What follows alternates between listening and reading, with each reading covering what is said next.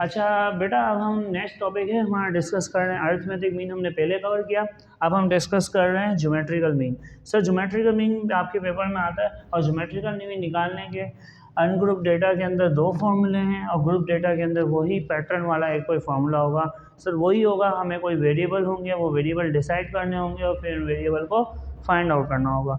सबसे पहले बेटा इधर आ जाते हैं। अब मिसाल के तौर पे अनग्रुप डेटा है, तो अनग्रुप डेटा निकालने में ज्योमेट्रिकल मीन के दो फार्मूले हैं। जो सबसे आसान फार्मूला है वो तो ये है कि जब भी आपको मिसाल के तौर पे ज्योमेट्रिकल मीन निकालना हो और अनग्रुप डेटा का निकालना हो, तो जितनी भी ऑब्जर्वेशंस हैं, 1 ऑब्जर्वेशन 2 ऑब्जर्वेशन 3, अब नहीं पता कहाँ तक जाएंगे, तो सर ऑब्जर्वेशन n तक इस सब को मल्टीप्लाई करें और जितनी ऑब्जर्वेशन है उसकी एक्सपोनेंट इन्वर्स पावर से क्या कर दें, इसको जो रूट निकलता है वो निकाल के इसका आंसर लें। एक तरीका तो ये, ऐसे ही हम इसको करते हैं 1 multiply by 2 multiply by 3 multiply by 4 multiply by 5 multiply by 6 multiply by 7 multiply by 8।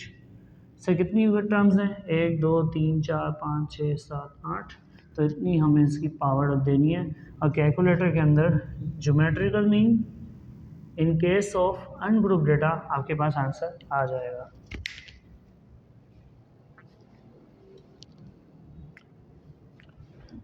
इसी तरीके से आपने एक और फॉर्मूला है, उसको भी देख लेना है, ज्योमेट्रिकल मीन। अब ये दूसरा मेथड है, ये मेथड 1 है, ये मेथड 2 है। अब मेथड 1 के अंदर ज्योमेट्रिकल मीन का क्या आंसर आता है,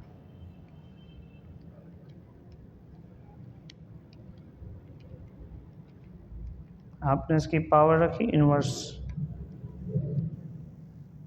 सर मेथड 1 हमें बता रहा है कि इस पूरे डेटा का जो ज्योमेट्रिकल मीन आ रहा है 3.764 आ रहा है, ठीक है। एक तो ये हो गया। अच्छा, दूसरा हमें क्या बता रहे हैं कि जब भी आपको मिसाल के तौर पर दूसरा मेथड है उसमें आपको मालूम करना है, तो आपके पास एंटी लॉग होना चाहिए। किसका, सम ऑफ log x डिवाइड कर देंगे आप किससे, n से। यानी जितनी ऑब्जर्वेशंस दी गई हैं उन सब का लॉग लेना है, लॉग लेने के बाद उनका सम लेना है, सम लेने के बाद उसको जितनी नंबर ऑफ ऑब्जर्वेशन है उससे आपने डिवाइड करवाना है, और डिवाइड करवाने के बाद आपने जो नंबर बचेगा उसका आपने क्या ले लेना है, एंटी लॉग ले लेना है। अब हम वो भी स्टेप आपको करके दिखाएंगे, आप देखिएगा उसके अंदर भी सेम आंसर आएगा, ठीक है। अब पेपर में जो आपको आसान लगे आपने कौन सा मेथड फॉलो करना है। सबसे पहले तो हमेशा एक उसूल होता है, मैं नंबर्स देखता हूँ, मैं टाइम देखता हूँ कि कौन सा टॉपिक मेरे से कितना टाइम लेके जा रहा है। अगर मिसाल के तौर पर ये आपके पास ज़्यादा नंबर के लिए आ रहा है, तो सर आप क्या करेंगे, इसको फिर इस फॉर्मूले से कर लें। मिसाल के तौर पर सर MCQs में आया है, तो फिर ये फार्मूला आपके लिए बेस्ट है और इसके अंदर आपका आंसर आ जाएगा। अब आप देखेंगे जब मैं इस फॉर्मूले से करूँगा तो कुछ आंसर पर फ़र्क नहीं पड़ेगा और सेम आंसर आएगा। मिसाल के तौर पर एंटी लॉग, अभी फ़िलहाल इस एंटी लॉग को कुछ मत कीजिएगा, पहले जो नॉर्मल वर्क है वो आप कर लें। अब आप इधर खुद देखें, log 1 plus log 2 plus log 3 plus log 4 plus log 5 plus log 6 plus log 7 plus log 8। आपने इन सब ऑब्जर्वेशंस के लॉग का क्या ले लेना है, सिग्मा यानी सम ले लेना है। और नंबर ऑफ ऑब्जर्वेशन सर हमारे पास कितनी है, 8 है। तो सर सबसे पहले तो हम ये काम कर लेते हैं।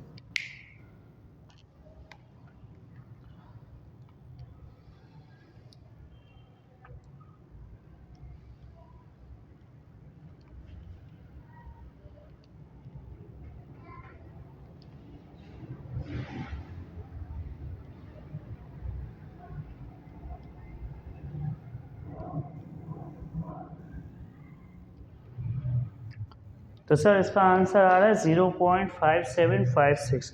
मैंने इस पूरे डिवीजन का आंसर निकाल लिया 0.5756। अब मैं इसका एंटी लॉग लूँगा।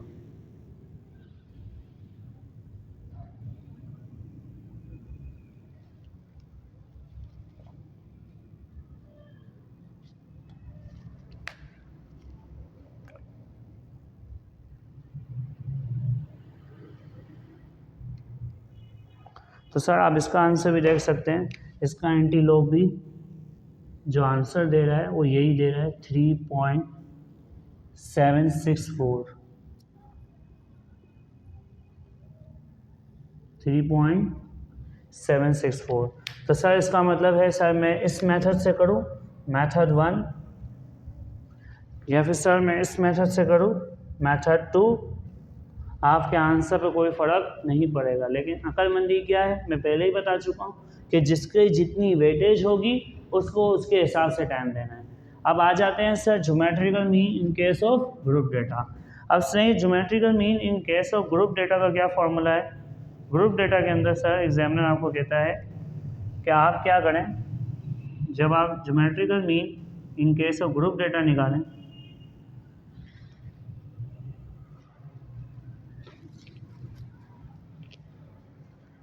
तो आप सम लें, इधर भी आपने पहले एंटी लॉग लेना है, क्योंकि एंटी लॉग बेसिकली आपको जो डिवीजन जो एक्सपोनेंट वैल्यू होती है उसका सही नंबर दे देता है। एंटी लॉग लेंगे आप, sum F log X upon sum of F. अब क्या करेंगे सर, सेम टर्म को पढ़ना सीखें। लॉग एक्स निकालना है, लॉग एक्स को एफ से मल्टीप्लाई करना है, फिर इसका सम लेना है, सम लेने के बाद सम ऑफ फ्रीक्वेंसी से इसको क्या करना है, डिवाइड करना है। तो सर सबसे पहले हमारे पास वही वाला काम आ गया कि अब डेटा तो हमारे पास रेंजेस में, तो एक्स कैसे लेंगे? तो सर एक्स लेने का मैंने पहले भी तरीका बताया था कि लोअर क्लास इंटरवल को आप अपर क्लास इंटरवल से प्लस करेंगे, डिवाइड 2 करेंगे, तो आपके पास क्या आ जाएगा, मिड पॉइंट आ जाएगा। ठीक है, एक तरीके का तो ये था। दूसरा आपने अभी इस मिड पॉइंट का क्या लेना है सर, लॉग लेना है। तो सर एक काम तो मेरा ये हो गया कि मैंने इस मिड पॉइंट का लॉग ले लेना है, लॉग एक्स। तीसरा आपको क्या कह रहा है, लॉग एक्स को फ्रीक्वेंसी से मल्टीप्लाई करवाना है। तो सर आपने क्या किया, एफ लॉग एक्स। अब सर ये बोल रहा है सम ऑफ एफ लॉग एक्स। अब सम ऑफ एफ लॉग एक्स बोल रहा है, इसका मतलब एफ लॉग एक्स का जो आंसर आएगा उसका टोटल ले लेंगे, और सम ऑफ फ्रीक्वेंसी हमारे पास मौजूद है, जो इनका डिवीजन का आंसर आएगा उसका एंटी लॉग ले लेंगे, तो हमारे पास geometrical mean in case of group data ये भी हम कैलकुलेट कर लेंगे। अब सर आए लॉग की वैल्यू निकाल दें।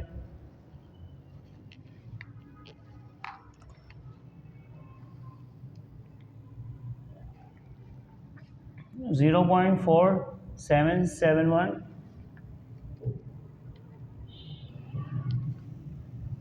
9030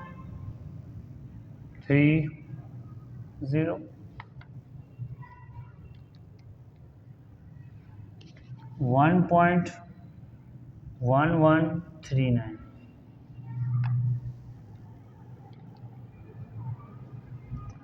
1.2553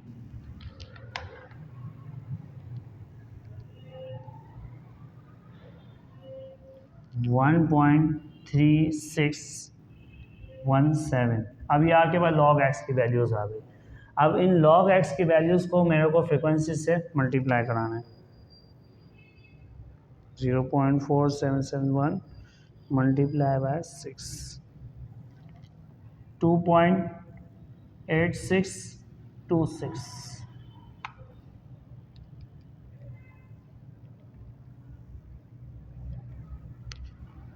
13.545,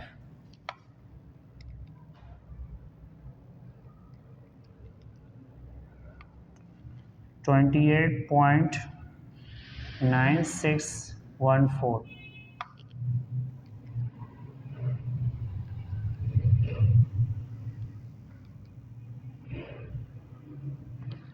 47.7014,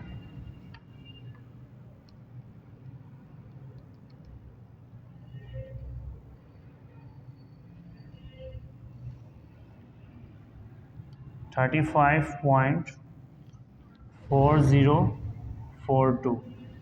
अब इसका मैंने ले लेना है सम। सर इसका भी सम लेना है।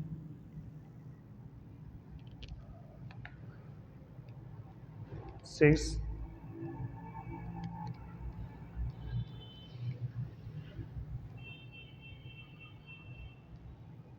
तो सर इसका सम आ रहा है 111।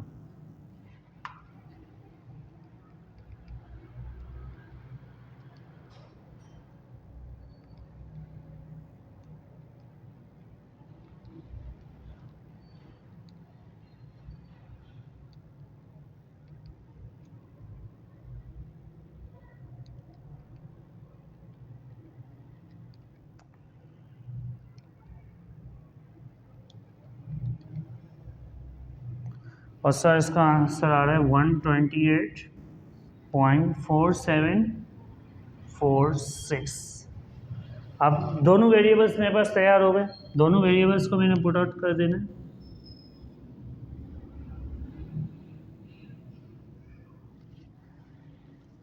वन 128.4746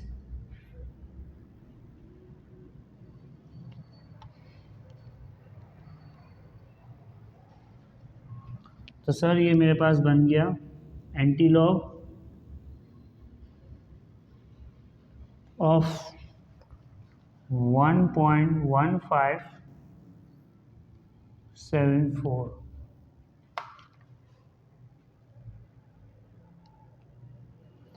तो सर मेरे पास ज्योमेट्रिकल मीन आ गया इस डिस्ट्रीब्यूशन का 14.37।